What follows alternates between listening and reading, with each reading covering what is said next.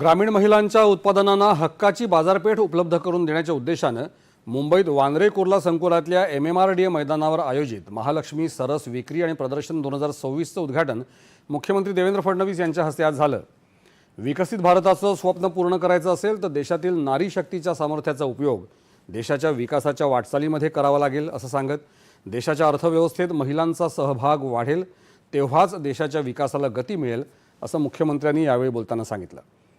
कुणाशीही स्पर्धा करण्यासाठी राज्यातले महिला बचत गट तयार आहेत असं सांगत महालक्ष्मी सरस प्रदर्शन जागतिक प्रदर्शनाशी तुलना होईल इतकं सरस झालं आहे असे गौरवोद्गार देखील त्यांनी काढले।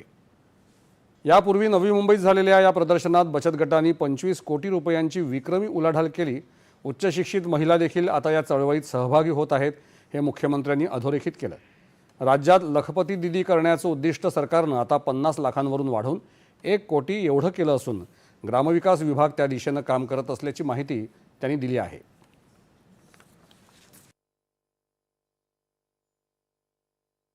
अतिशय सुशिक्षित अशा प्रकारच्या महिला, फूड टेक्नॉलॉजीमध्ये डिग्री घेतलेल्या महिला या देखील आता बचत गटाच्या माध्यमातून मोठा व्यवसाय उभा करतायत, लखपती दीदी बनतायत आणि त्या सगळ्यांना जो प्लॅटफॉर्म आहे तो महाराष्ट्र शासनाचा ग्रामविकास विभाग देतो आहे। निश्चितपणे अतिशय चांगलं काम चाललेलं आहे। लाडक्या बहिणीचे टार्गेट आम्ही आता वाढवतो आहोत। 50 लाखावरून 1 कोटीवर आम्हाला जायचं आहे आणि आमचे मंत्री जयकुमार गोरे असतील, कदम असतील आणि सगळी आमची टीम असेल, ही टीम आता याच्याकरता पूर्ण ताकदीने मागे लागली।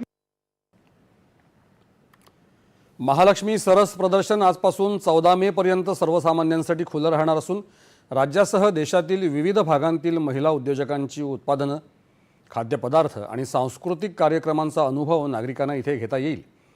या प्रदर्शनात एकूण 500 स्टॉल्स उभारण्यात आले आहेत। प्रदर्शनातलं 80 स्टॉल्सचं वातानुकूलित फूड कोर्ट हे एक प्रमुख आकर्षण ठरणार असून राज्यातल्या विविध भागांमधले पारंपरिक खाद्यपदार्थ इथे रसिकांना चाखायला मिळतील।